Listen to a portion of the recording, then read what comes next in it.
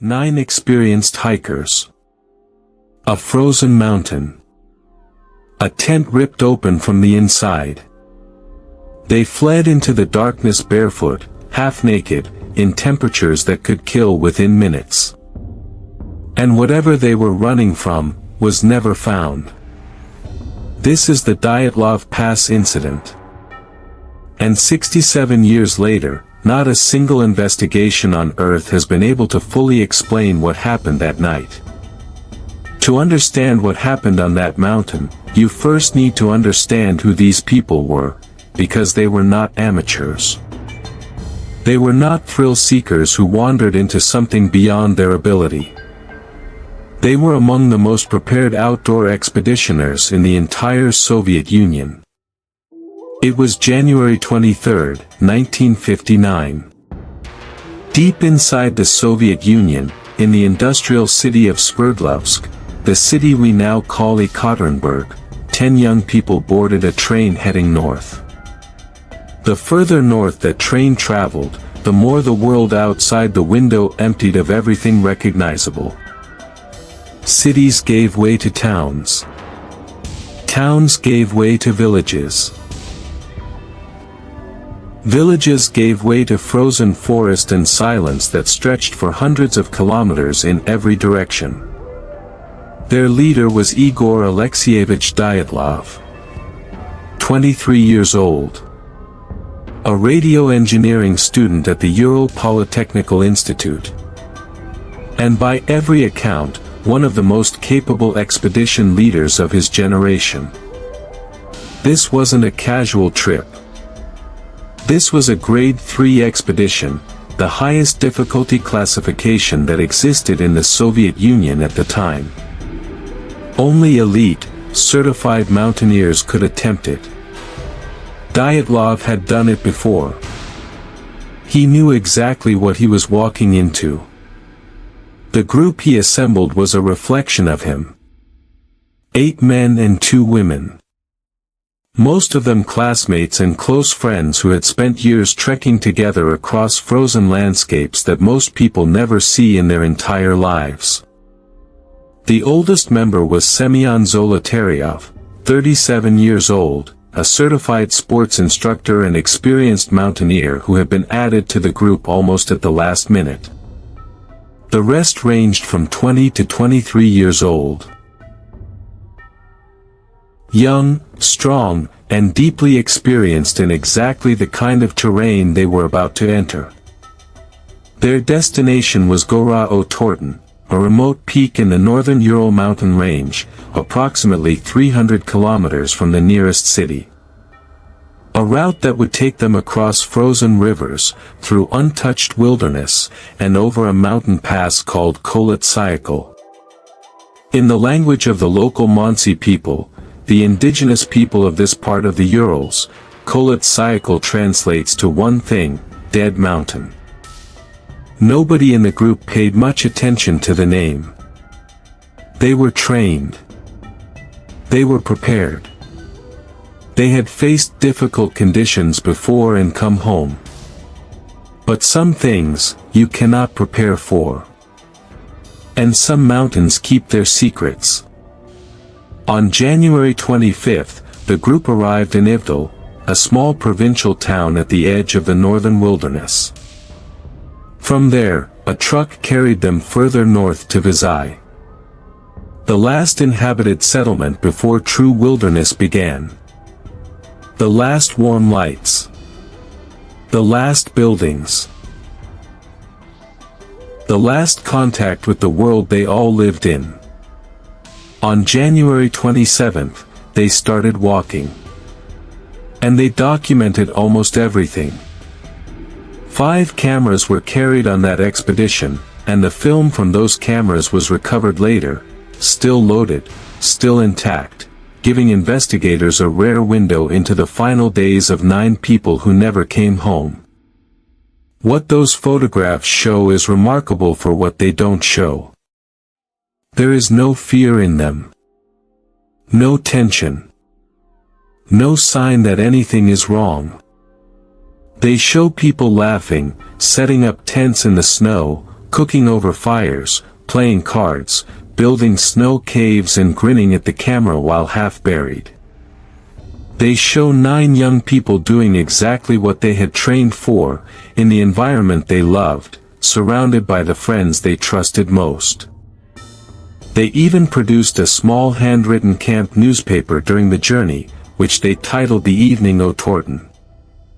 The headline read, "From now on, we know that the snowmen exist. They can be met in the northern Urals, next to O'Torton Mountain." It was a joke, a reference to themselves, these half-frozen figures trudging through white wilderness. The kind of dark humor that bonds a group of people facing hard conditions together. And then on January 28, something changed. Not something dramatic. Not yet. One of the 10 hikers, Yuri Yudin, woke up unable to go on. He had a congenital heart defect, rheumatism, and knee pain that had been getting steadily worse since the journey began. He tried to push through it. He couldn't. So Yuri Yudin said goodbye to his 9 closest friends, turned around, and walked back the way they had come. He stood at the edge of their camp and watched them disappear into the white. He never saw any of them again. Yudin was the only one who came home. He lived until 2013, 54 years after that morning, and by every account, he never stopped wondering what had happened to the people he had left behind on that mountain. He visited the memorial at the pass every year until his death. He carried the weight of survival until the very end. The remaining 9 hikers made slower progress than planned. The weather in the northern Urals in late January is not something that can be negotiated with. Heavy snowfall, limited visibility, winds that carry real violence, these were not extraordinary conditions for the region, but they slowed the group considerably. By February 1st, they were close to their objective. The pass between Kholat Syakhl and O'Torton was within reach, perhaps one more day of trekking. That afternoon, they climbed the eastern slope of Dead Mountain toward the pass, moving upward through thickening wind and dropping visibility. The sensible choice at that point would have been to descend into the tree-line, to camp lower, where the forest provides shelter, where the cold becomes survivable rather than lethal. But Igor Dyatlov made a decision. To avoid losing the altitude they had worked hard to gain, he chose to set camp on the exposed slope itself. They carved a level platform into the snowbank using their tools, a standard technique for winter camping on a slope. They pitched their large shared tent directly on the incline. By 5 p.m., the last photographs from their cameras show them settling in for the night. Dinner was prepared. Diaries were written. One entry noted that the temperature was dropping sharply. Outside their canvas walls, the wind across the northern Urals was reaching somewhere between -30 and -40 degrees Celsius, conditions in which exposed skin freezes in under 2 minutes. Inside the tent, 9 people lay down to sleep. And sometime in the darkness of that night, sometime between 9 in the evening and 2 in the morning, something happened. Something that caused 9 trained, experienced mountaineers to cut their way out of their only shelter and walk out into that cold without their boots. Without their coats. Without the gear that stood between them and death. Whatever it was, it happened fast. And it left no witnesses. By February 20th, the hikers had been missing for weeks.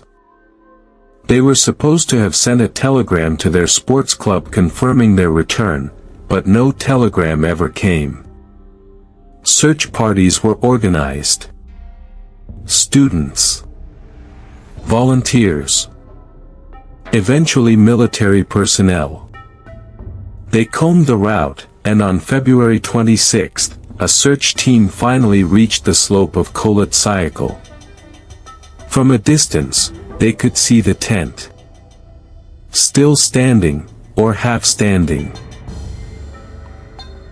Partially collapsed, half buried under drifted snow, but still there.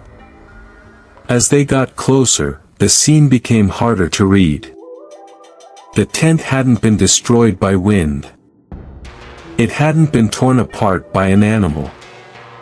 The fabric had been cut, long, deliberate slashes through the material from the inside. Someone, or multiple people, had taken a knife and cut their way out of that tent. Not from outside. From within. As if unzipping the entrance had seemed intolerably slow. As if whatever was happening inside that tent demanded they get out right now, by any means necessary. Inside, the hikers' belongings were more or less undisturbed. Boots were lined up neatly at the entrance. Clothes were folded and stored. Food was half prepared on a plate, as if someone had been in the middle of a meal. Money, documents, cameras, all left behind. Nobody abandons a winter camp in those conditions and leaves their boots. Not voluntarily. Not unless the alternative, staying inside that tent for one more second, was somehow worse than stepping out into negative 30-degree darkness with bare feet. The search team fanned out down the slope.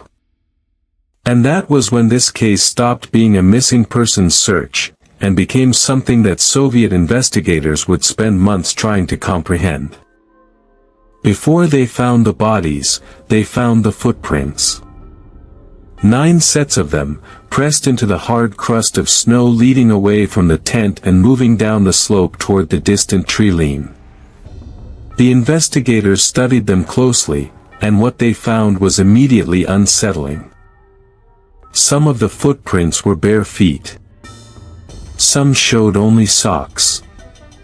Some showed the impression of a single boot on one foot and bare skin on the other.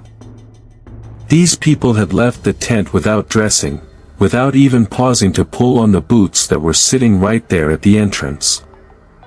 In temperatures that kill an unprotected person within minutes, they had stepped out into the dark with almost nothing on. But the truly disturbing detail wasn't the lack of footwear. It was the pattern of the footprints themselves. They were evenly spaced. Calm. There was no sign of running, no desperate scrambling stride, no evidence of panic in the way those 9 people moved down that mountain. They were walking. Together. In a loose line, moving steadily away from the tent and toward the cedar tree visible in the tree line below. 9 people leaving a warm shelter in the worst possible conditions, without their survival gear, without running, just walking quietly and deliberately into a darkness that would kill them. Whatever made them leave that tent was powerful enough to drive them out instantly. But it was controlled enough that they didn't run. They walked. And that detail, the calm of those footprints, has haunted investigators for 67 years. About 1.5 kilometers from the tent, at the edge of the forest, stood a large Siberian cedar tree. That was where the first 2 bodies were found. Yuri Doroshenko, 21 years old, and Yuri Krivonischenko, 23. Both were nearly naked. Both had no shoes. Both had burns on their hands, not surface burns from brief contact with heat, but third-degree burns, the kind that go through skin and into tissue beneath. The kind you only get from holding your bare hands directly in fire for an extended period of time. They had built a small fire at the base of that tree. They had fed it branches stripped from the cedar itself, trying to keep it alive in a wind that would have been fighting them every second. And when the cold had taken enough of their sensation that they could no longer feel their own hands burning, they had held them in the flames, not because they wanted to, but because the warmth of fire was the only thing keeping them conscious. The branches of the cedar were broken up to 5 meters above the ground. Snapped cleanly, the way branches snap when weight is placed on them suddenly. Someone had climbed that tree, barefoot, in the dark, in negative 30-degree cold, climbing as high as 5 meters to see something, or to look back at the tent on the slope above, or to escape something that was below them on the ground. We don't know which. We only know they climbed. The autopsy of Krivonischenko later noted something that the medical examiner documented with clinical detachment but which is deeply disturbing in its implications. Krivonischenko had bitten off a piece of his own knuckle. The forensic assessment suggested he had done it deliberately, either to keep himself awake, or to stifle a cry. A 23-year-old man, alone in the freezing darkness, biting through his own hand. Whatever was happening to him in those final hours was beyond anything his training had prepared him for. Between the cedar tree and the tent, stretched across hundreds of meters of open snowfield, 3 more bodies were found over the following days. And their positions told a story that was both heartbreaking and deeply strange. Igor Dyatlov himself was found approximately 300 meters from the cedar tree, lying face up in the snow with his hands clenched against his chest. His head was pointing uphill, toward the tent. He had been going back. After whatever had driven them all out of that shelter, their leader had turned around and tried to return to it. He had gotten less than halfway. Zinaida Kolmogorova, 22 years old, one of the 2 women in the group, was found further up the slope, closer to the tent than Dyatlov. She had gotten further than he had. Not far enough. Her position in the snow suggested she had still been moving when she fell, still fighting, still trying to reach that tent and the supplies inside it. The cold had taken her before she reached it. Rustam Slobodin was found between them. He had a skull fracture, a crack in the bone roughly 6 centimeters long, not immediately fatal on its own, but enough to cause disorientation, affect balance, and make every step through deep snow feel like moving through concrete. He had been stumbling forward toward the tent when the cold overcame him. 3 people, spread across hundreds of meters of frozen mountainside, all oriented toward the same point, the tent, all dying while trying to reach it. At some point after leaving the cedar tree, something had shifted. Whether they had realized the fire wasn't going to save them, or whether the temperature had dropped further, or whether they had simply concluded that the only chance of survival was to get back to their gear, they had turned around. And the mountain had refused to let them. No footprints of attackers. No signs of struggle. No evidence of any other human presence on that mountain. Just 9 sets of footprints walking away from a cut-open tent and bodies scattered across a frozen slope with injuries that made no sense. The investigation had barely begun, and already the answers were retreating faster than anyone could follow them. For 2 months, 4 members of the group were missing. Search teams combed the area repeatedly, probing the snowpack with avalanche poles, covering the ground between the tent and the tree lean over and over. They found nothing. The Soviet investigation began drawing toward its close with 4 people still unaccounted for. Then, in early May, as the snowpack in the northern Urals finally began to melt, a Monsey hunter named Kurikov was moving through the area with his dog. He noticed cut branches on the trees, not the random damage of weather or animals, but deliberate cuts, strips of bark removed in patterns that seemed intentional. He followed them. 50 meters from the cedar tree, he found pieces of clothing in the melting snow, a pair of cotton pants with the right leg cut off by a knife, and half of a woman's wool sweater, the other half missing. Someone had been here. Someone had been cutting apart clothing, stripping pieces from it, rationing warmth in the only way available to them. And then, beneath 4 meters of compacted snow in a shallow ravine feeding into a small stream, the last 4 bodies were found. Lyudmila Dubinina, 21 years old. Alexander Kolevatov, 25. Nikolai Thibault-Brignol, 23. Semyon Zolotaryov, 38. These 4 had outlasted the others. They had found each other after the chaos on the slope.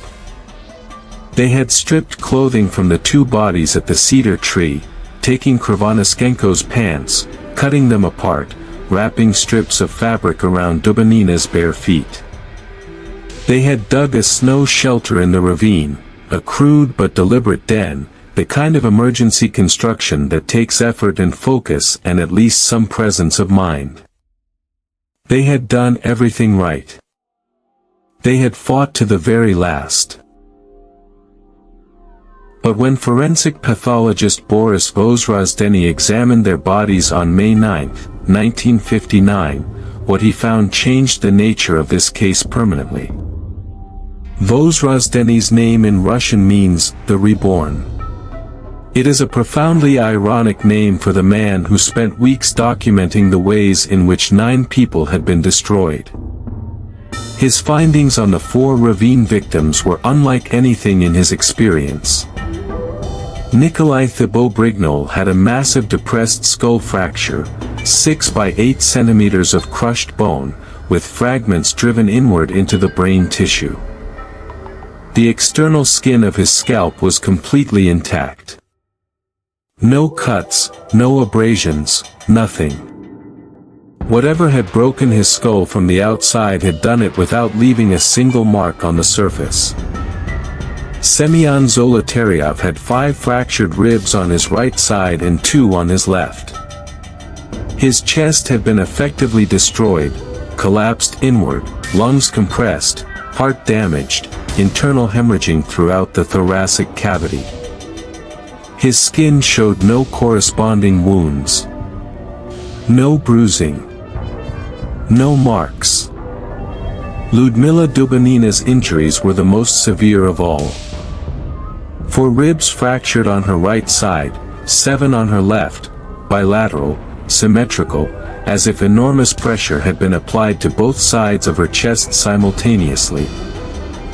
Hemorrhaging into the cardiac muscle. Hemorrhaging into the pleural cavity. Vozrozdeny recorded in his report that Dubinina could have remained conscious for up to 20 minutes after sustaining these injuries. 20 minutes of consciousness with a chest that had been caved in from both sides at once, in a snow shelter, in a ravine, in the dark. Dubinina was also missing her tongue. Her eyes. Part of her lips and facial tissue. Zolotaryov's eye sockets were empty.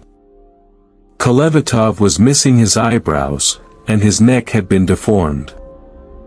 These details have generated decades of horror and speculation, but the forensic conclusion on the soft tissue loss pointed to something more unsettling in its ordinariness. The 4 bodies had been lying face down in a running stream of cold water for 3 months. Decomposition, combined with scavenging animals that had found the bodies under the melting snow, accounted for the tissue loss. But the rib fractures and skull damage, those were not decomposition. Vozrozdeny compared the force required to produce injuries of that severity and character to one single reference point: a car crash. Not a fall from height, not a blow from another person. He explicitly noted that no human being could have applied force of that magnitude with their hands. Something had compressed those bodies at tremendous speed with no external bruising, as if a pressure wave had passed through them like a concussion through water. He had no explanation for what had done it. As the Soviet investigation continued through spring 1959, more disturbing details surfaced that refused to be explained away. Some of the clothing recovered from the group tested positive for low-level radiation. The most straightforward explanation pointed to two members of the group. Krivonischenko had worked at a nuclear facility before the trip, and another hiker had previously lived in an area contaminated by the 1957 KYSHTYM disaster, one of the worst nuclear accidents in history, an event the Soviet government had quietly covered up. Trace contamination carried on their clothing was possible. Plausible, even. But then there were the lights. Independent witnesses, a group of hikers camping roughly 50 kilometers south of Kholat Syakhl on the night of February 1st, reported seeing strange orange spheres floating in the sky to the north, directly in the direction of Dead Mountain. These weren't the only witnesses.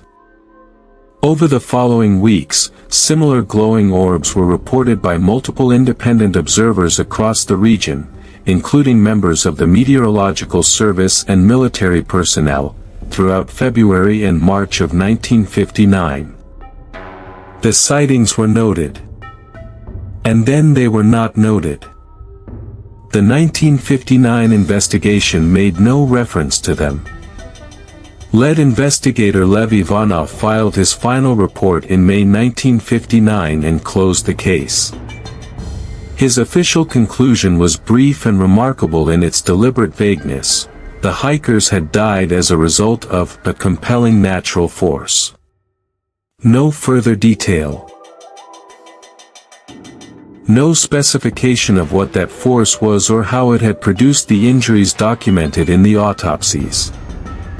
The files were classified and sealed in a secret archive. The area around the pass was closed to all hikers for 3 years. Then in 1990, 31 years later, Ivanov gave a rare interview. He admitted that he had been instructed by senior Soviet officials to classify his findings and close the case without a full conclusion. He did not say what his full findings were. He died without ever saying. For more than 6 decades, scientists, investigators, journalists, and researchers across the world have tried to construct an explanation that accounts for all the evidence, the injuries, the footprints, the radiation, the lights, the sealed files, the calm departure from the tent. Russian officials have logged over 75 distinct theories. None of them close every loop. In 2021, Swiss scientists Johann Gaum and Alexander Puzrin published a landmark study in Communications Earth and Environment that offered the most scientifically rigorous explanation to date. Their model proposed that when the group cut into the snowbank to level their tent platform, they inadvertently weakened the structural integrity of the snowpack above them. Hours later, not immediately, katabatic winds, the dense cold air that rushes down mountain slopes at night, accumulated fresh snow on top of that weakened section. The load built until a compact slab of dense snow, not a roaring wall of white, but a hard, silent block no larger than a large vehicle, slid across the tent while the hikers slept. The impact would have been crushing, instantaneous, and nearly silent.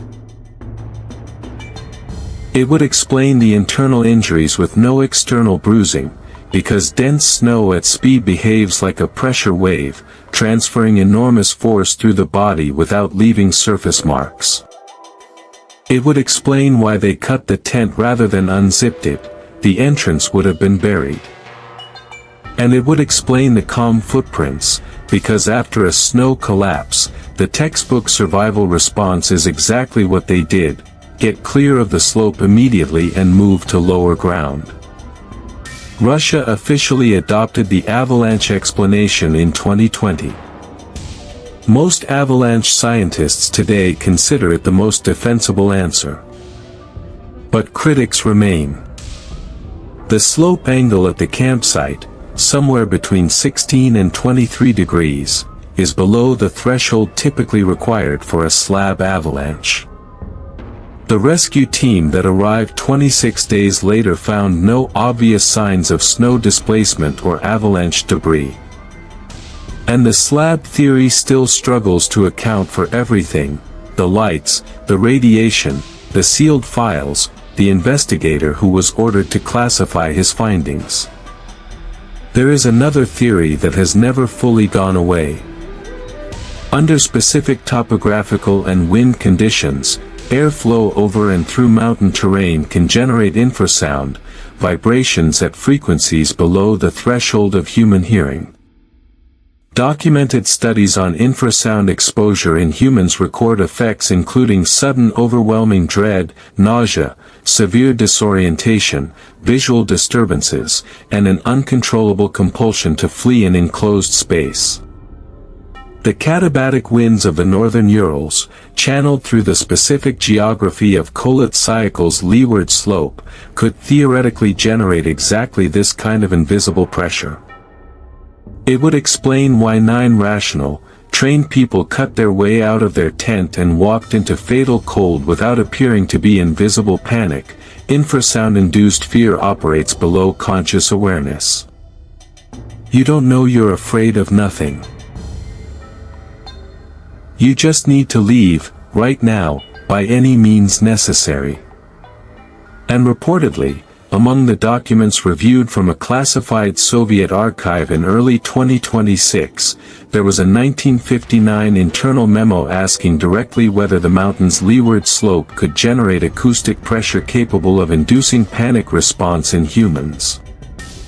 The answer in that document remained redacted. Then there is the military theory. The Soviet Union was actively conducting ballistic missile tests across Sverdlovsk Oblast throughout 1959. Among the weapons being tested at that time were parachute mines, devices designed to detonate in the air before impact, which produce a documented and distinctive injury pattern: catastrophic internal pressure damage with minimal external trauma. Internal organs destroyed. Bones fractured. Skin intact. The precise pattern found in Dubinina and Zolotaryov. The orange lights seen in the sky by multiple independent witnesses on the night of February 1st are consistent with high-altitude missile exhaust visible from the horizon. The lead investigator was ordered to classify his findings. The area was sealed for 3 years. No confirmed weapons test over Kolat-Syakul on the night of February 1st has ever been documented, but no confirmed absence of one has been documented either. And yet no theory fully explains everything. Not the calm, evenly spaced footprints walking away from the tent. Not why the group split apart instead of staying together. Not why Krivonischenko held his hands in fire long enough to sustain third-degree burns. Not why Dubinina was found on her knees, face pressed forward against a rock. Not why Kolevatov and Zolotaryov were found embraced in the snow, breast to back, as if one was trying to shield the other in their final moments. And not why the Soviet state felt it necessary to seal and classify the findings of what was officially described as a hiking accident. Whatever they encountered on that mountain made 9 trained, rational, experienced adults cut their way out of their only shelter in negative 40-degree darkness, without their shoes, and walk calmly into certain death. No theory has ever fully explained why they walked instead of ran.